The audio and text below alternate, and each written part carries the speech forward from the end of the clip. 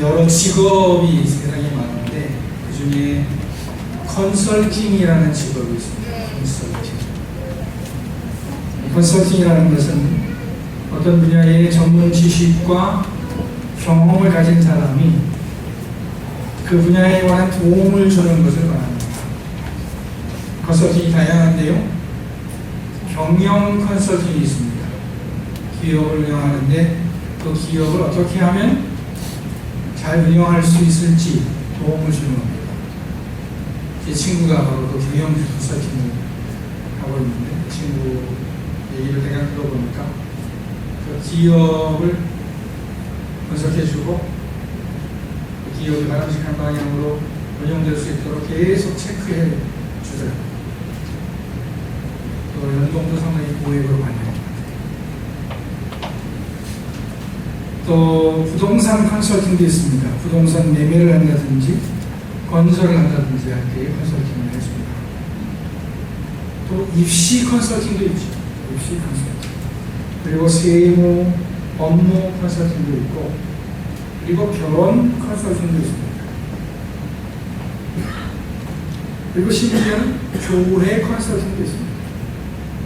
교회 이제 연구하는 연구소에서 그 교회가 건강한지 안 한지 어떻게 하면 건강하게 성장할 수 있을지 장점은 뭐고 단점은 무엇인지 등을 분석을 해주는 일을 합니다.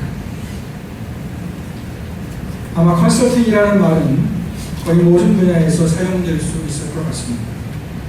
컨설팅을 말하자면 직업 위의 직업입니다. 메타라는 말에 붙이면 그 위에 있다는 얘기인데 컨설팅은 메타 직업이라고 볼 수가 있습니다. 메타 자리라고 볼 수가 있습니다.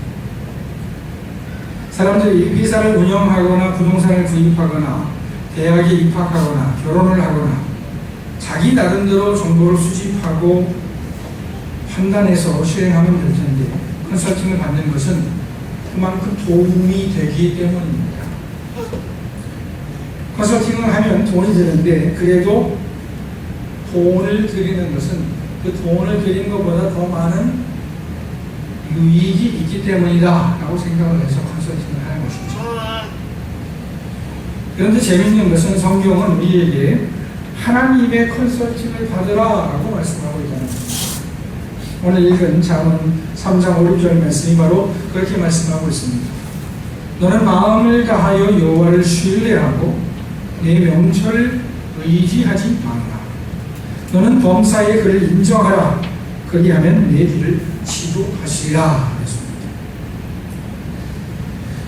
여러분 이 말씀은 다 아시죠? 유명한 말씀이기 때문에 다 아셔야 되는데 저도 성경을 여러 번 읽었기 때문에 이 말씀을 읽지 않았지만 이 말씀을 생각할 때마다 청년 시절에 이 말씀을 읽고 힘을 얻었던 기억이 납니다.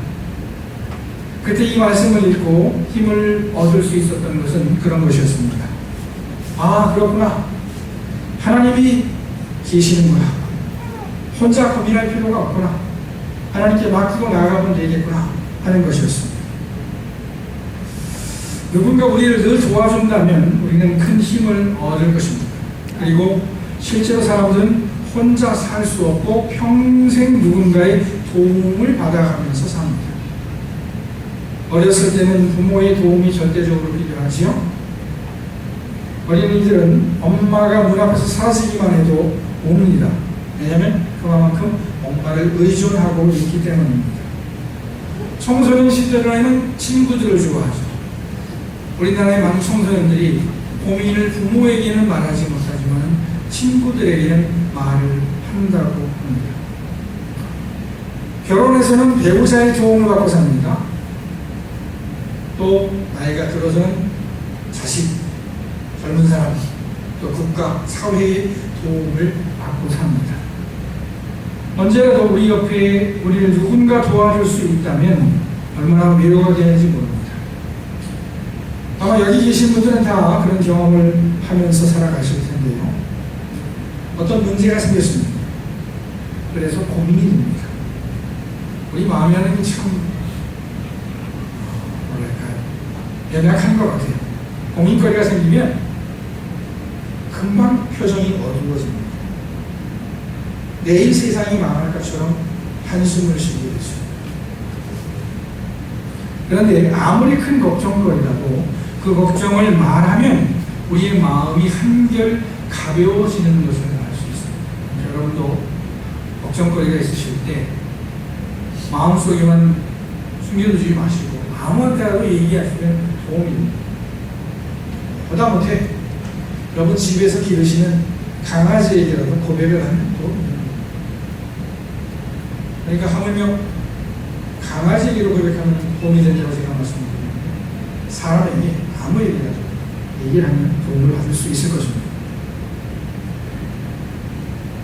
웬만한 걱정거리는 누구에게 얘기만 하면 해결될 수 있고요. 위로를 받을 수 있습니다.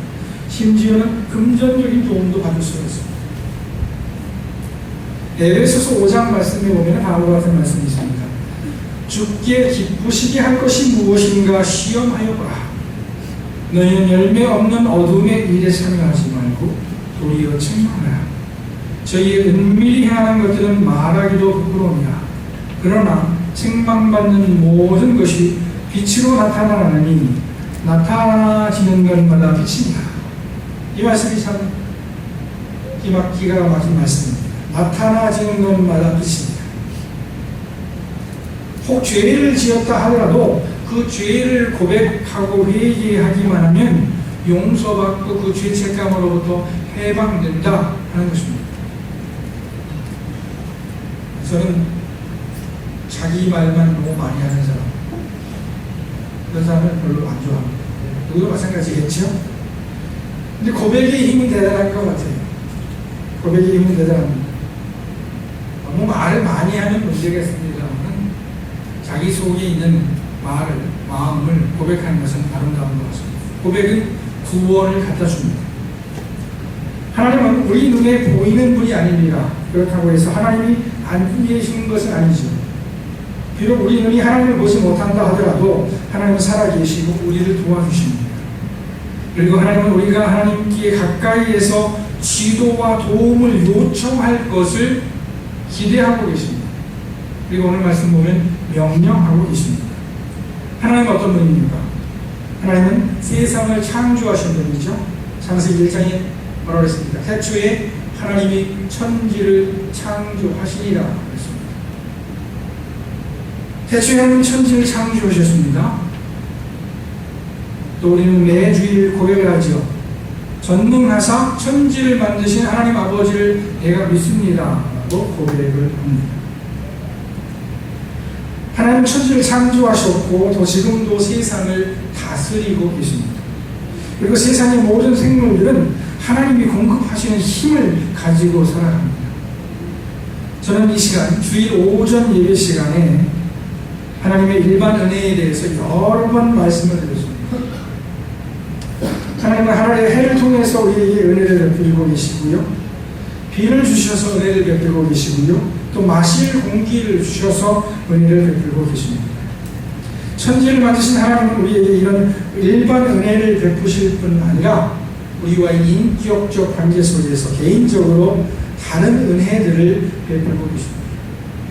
얼핏 생각할 때 천지를 만드신 하나님은 우리 개인에게 무관심하실 것 같습니다.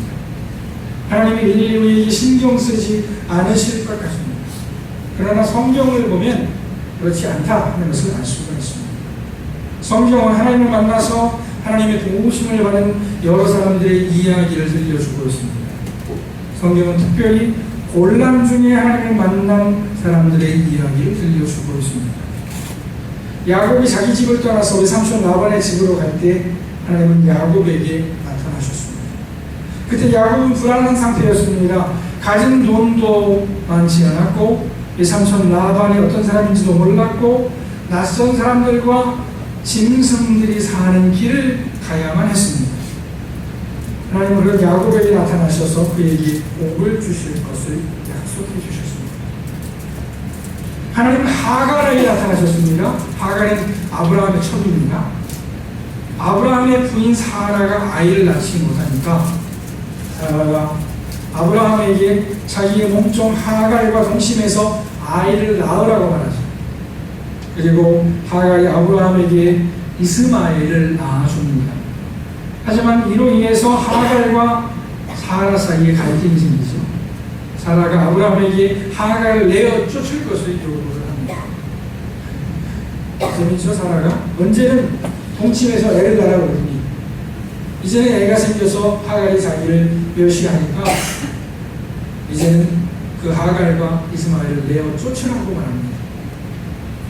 아브라함은 고민하다가 한 수 없이 하갈을 내쫓습니다. 내쫓긴 하갈과 이스마엘은 먹을 것이 떨어져서 죽을 고생을 합니다. 물이 떨어져서 죽을 고생을 합니다. 하갈이 하나님께 부르짖고 하나님이 하갈에게 나타나셔서 복을 주시겠다라고 약속을 하십니다. 다니엘은 어떻습니까? 다니엘은 이스라엘이 망하고 바벨론의 포로가 되어서 끌려갑니다. 하지만 다니엘은 워낙 총명했기 때문에 바벨론의 다리오 왕의 시임을 받습니다. 그리고 다리오 왕의 신하들은 다니엘을 시기에서 틈을 엿보는데 틈을 찾을 수가 없습니다.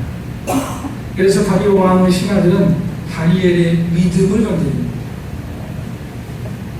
30일 동안 바벨론 왕 외에 다른 신에게 기도하는 것을 그 많은 법을 만들죠. 하지만 다니엘은 이 사실을 알고도 전과 같이 여호와 하나님께 기도를 드립니다. 그리고 사자굴에 던져줍니다. 하지만 하나님은 사자들로 하여금 다니엘을 해치지 못하도록 하십니다. 야곱도 그렇고 하갈도 그렇고 다니엘도 그렇고 모두 한 개인이었습니다. 그러나 그들은 하나님의 은혜를 직접적으로 체험했습니다. 하나님은 모든 사람에게 차별 없이 일반 은혜를 베푸시기도 하지만 사람마다 다르게 도우시기도 합니다.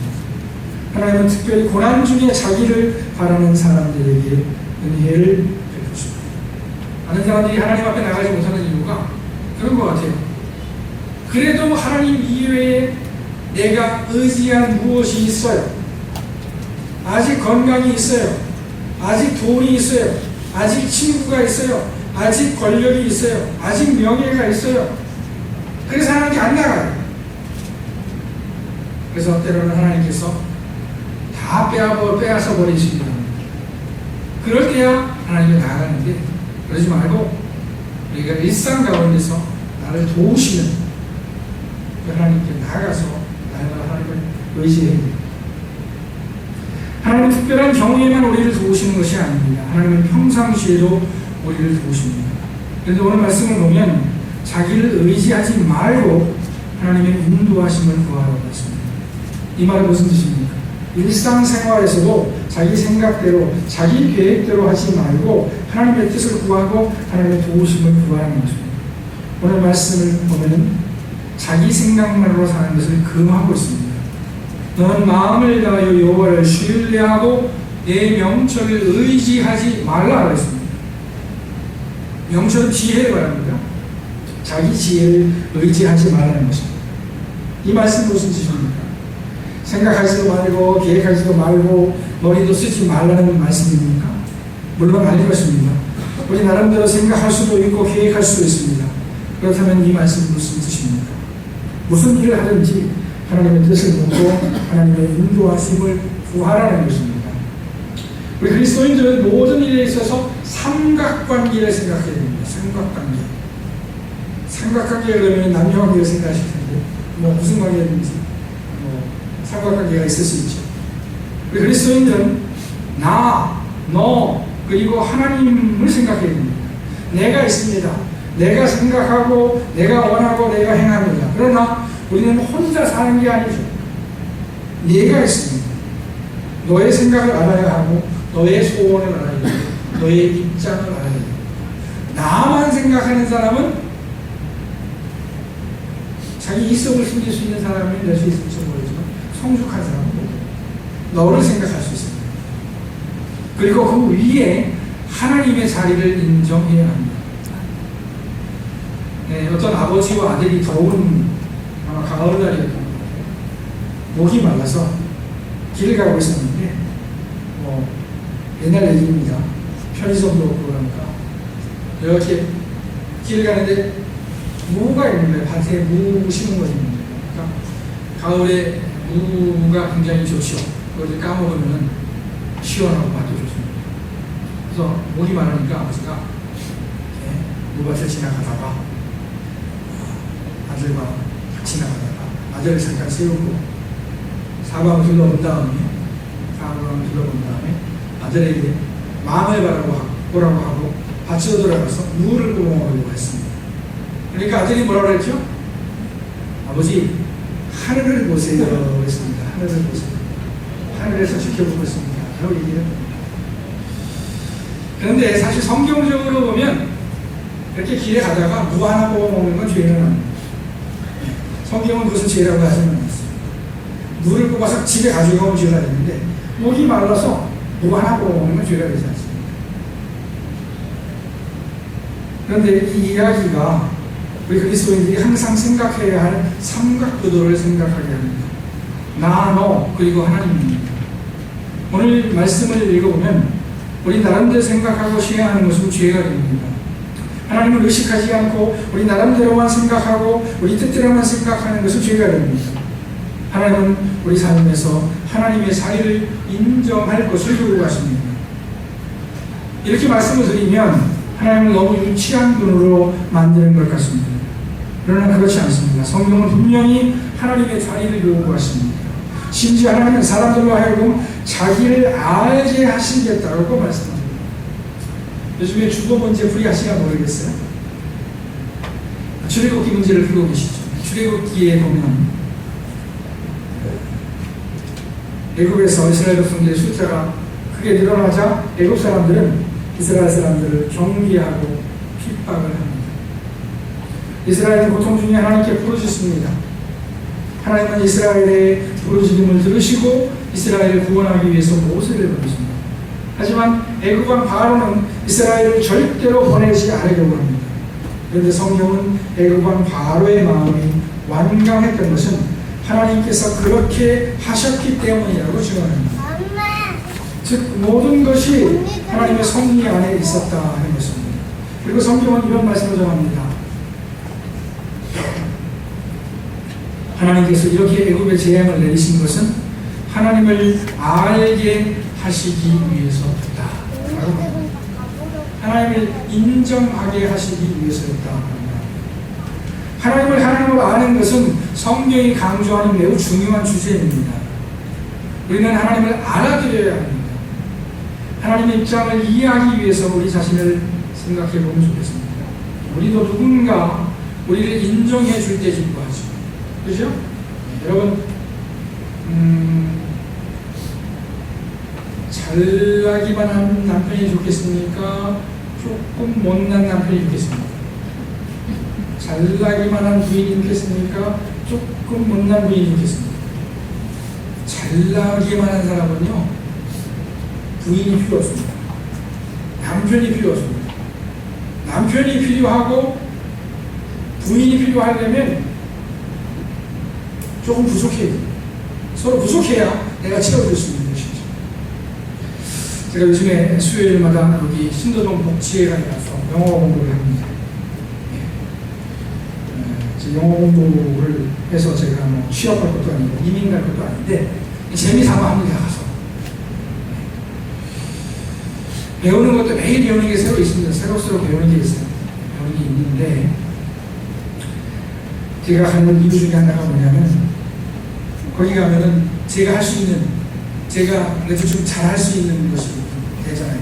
그러니까 거기 가서 좀 폼을 잡아보려고 가는 겁니다.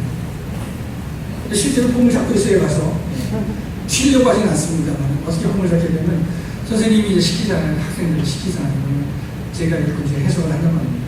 그럼 티가 나죠? 그러니까 그다음부터는 학생들이 저한테 가요 공부를 시켜달라고 합니다. 나눠서 가르치던가. 주로 이제 할머니들, 60대 할머니들이 오셔서 해요. 대단하세요. 그런 할머니들이 와서 영어를 배우시려고 한다는 게 대단하세요. 해외여행 많이 다니시는 분들이라고 보니까 어디 가서 그런 공부를 산들이 뭐 이렇게 얘기하시는 거 보니까 해외여행 많이 다니시는 분들 같아요.